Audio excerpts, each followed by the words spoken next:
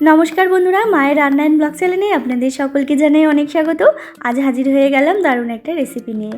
আপনারা ভিডিও দেখে বুঝতেই পারছেন আমি আজকে শেয়ার করব কিভাবে দোকানের মতো পারফেক্ট আমসত্ত্ব তৈরি করা যায়।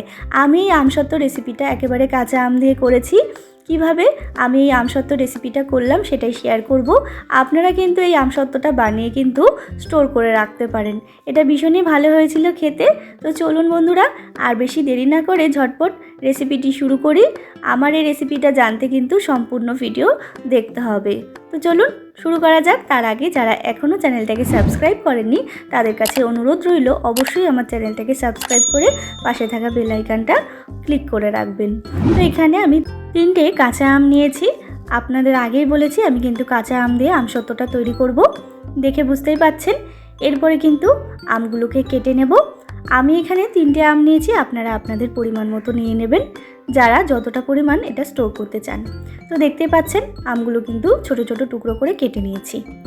এরপরে আমি আগে থেকেই কিন্তু কড়াইতে জল হালকা গরম করে রেখেছিলাম, সেই গরম জলের মধ্যে দিয়ে দিলাম কেটে রাখা আমগুলো।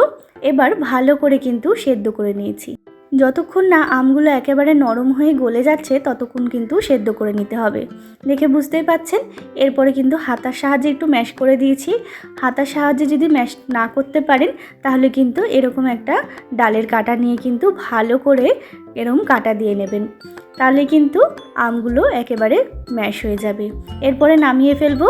তার আগে একটা পাত্র নিয়ে নিয়েছি, তার মধ্যে একটা বড় ছাঁকনি নিয়ে আমি কিন্তু আমের যে পাল্পটা তৈরি করেছি সেটা কিন্তু দিয়ে দিচ্ছি।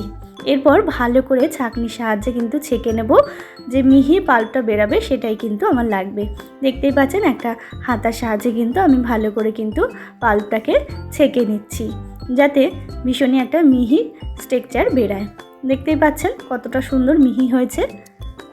ঠিক এই পর্যায়ে কিন্তু তৈরি করে নিতে হবে। একটু দানা দানা থাকলে কিন্তু একেবারেই ভালো লাগবে না। তারপরে আবারও কড়াইটাকে মেজে পরিষ্কার করে আমি আবারও গ্যাসে বসিয়ে দিয়েছি। তারপরে সেই কড়াইয়ের মধ্যে আবারও দিয়ে দিলাম সেই তৈরি করে রাখা আমের পাল্পটা। এবার ভালো করে কিন্তু জাল দিয়ে নিতে হবে।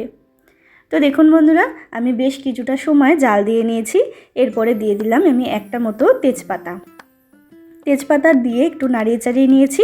তারপরে দিয়ে দিলাম পরিমাণ মতো চিনি। আপনারা যতটা পরিমাণ মিষ্টি খাবেন ততটা পরিমাণ কিন্তু চিনি দিয়ে দেবেন, যেহেতু আমসত্ত্ব একটু টক মিষ্টি হয়।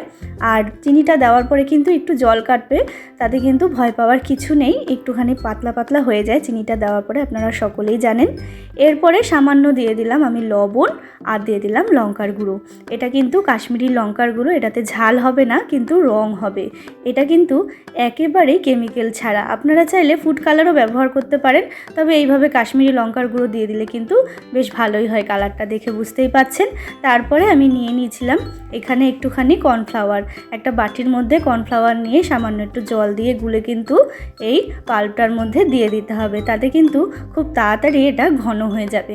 দেখে বুঝতেই পাচ্ছেন অল্প অল্প করে কিন্তু আমি গুলছি আর দিয়ে দিচ্ছি। ঠিক এইরকমভাবেই কিন্তু করে নিতে হবে, তাতে কিন্তু খুব সহজেই এই আমের যে পাল্পটা আছে সেটা কিন্তু খুব সহজেই ঘন হয়ে যাবে। তো দেখতেই পাচ্ছেন বন্ধুরা, বেশ কিছুটা সময় আবারও জাল দিয়ে নিয়েছি। তারপরে আমি একটা এরকম স্টিলের থালা নিয়ে নিয়েছি। স্টিলের থালার মধ্যে আমি সর্ষের তেল মাখিয়ে নিলাম। সর্ষের তেলটা মাখিয়ে এরপরে কিন্তু আমের পাল্পটা আমি নামিয়ে নিয়েছি। আর যে তেজপাতাটা দিয়েছিলাম সেটা কিন্তু ফেলে দিয়েছি। তেজপাতাটা দিলে একটা সুন্দর মিষ্টি ফ্লেভারের গন্ধ বেরায়, তাতে বেশ ভালো লাগে।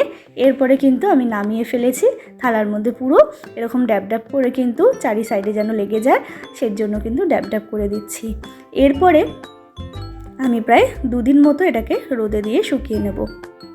তো দেখুন বন্ধুরা, ঠিক 2 দিন পরে আমি ফিরে আসলাম, আর আমার কিন্তু একেবারে রেডি হয়ে গেছে এই আমসত্ত্বটা। দেখে বুঝতেই পাচ্ছেন কতটা সুন্দর হয়েছে। আমি একটা ছুরির সাহায্যে এরকম কেটে নিচ্ছি। যেহেতু এর মধ্যে নিচে সর্ষের তেল দেওয়া ছিল তাই কিন্তু খুব সহজে এটা উঠে যায়। দেখে বুঝতে পারছেন কতটা সুন্দর হয়েছে আমসত্ত্বটা। এরপর কিন্তু আমি একটা ছুরির সাহায্যে আমি এরকম পিস পিস করে কেটে নিচ্ছি। এরকমভাবে কেটে নিলেই কিন্তু রেডি হয়ে যাবে। আপনারা যেরকম টাইপের খাবেন সেরকম টাইপের রোল করে নেবেন, কিংবা অনেকে ভাজ করেও নিতে পারেন, যার যেরকম পছন্দ। দেখতেই পাচ্ছেন কতটা সুন্দর লাগছে দেখতে। ঠিক এইরকমভাবে কিন্তু রোলগুলো করে নিচ্ছি। অনেকেই হয়তো পাখার তলায় শুকাচ্ছেন, তবে পাখার তলা থেকে কিন্তু রোদে শুকালে কিন্তু এটা ভালো হয়। আমরা সকলেই জানি আমসত্ত্ব মানেই কিন্তু রোদে শুকানো। তো দেখেই বুঝতেই পারছেন কতটা সুন্দর হয়েছে। তো দেখুন বন্ধুরা কতটা সুন্দর হয়েছে, রোলগুলো কত সুন্দর ফুলে যাচ্ছে। ঠিক এই রকমভাবে কিন্তু তৈরি করে নিতে হবে একেবারে ঘরোয়া আমসত্ত্ব। আর দোকানে গিয়ে লাভ নেই, এবার বাড়িতেই খুব সহজেই কাঁচা আম দিয়েই আপনারা আমসত্ত্ব তৈরি করতে পারবেন। তো বন্ধুরা ঠিক এইভাবে কিন্তু বাড়িতে একবার হলেও তৈরি করে দেখবেন। আপনারা সারা বছর ধরে কিন্তু এটা স্টোর করে রাখতে পারেন, ভীষণই ভালো হয় খেতে। আমার এই আমসত্ত্ব রেসিপিটা কেমন লাগলো অবশ্যই কমেন্ট করে জানাতে ভুলবেন না। ভালো লাগলে অবশ্যই একটা লাইক শেয়ার করবেন। আর যারা এখনও চ্যানেলটাকে সাবস্ক্রাইব করেননি তারা অবশ্যই চ্যানেলটা সাবস্ক্রাইব করে আমার পাশে থাকবেন নিত্য নতুন ভিডিও দেখার জন্য। আবারও হাজির হয়ে যাব নতুন কোনো রেসিপির সাথে। ততক্ষণের জন্য ভালো থাকবেন। ধন্যবাদ।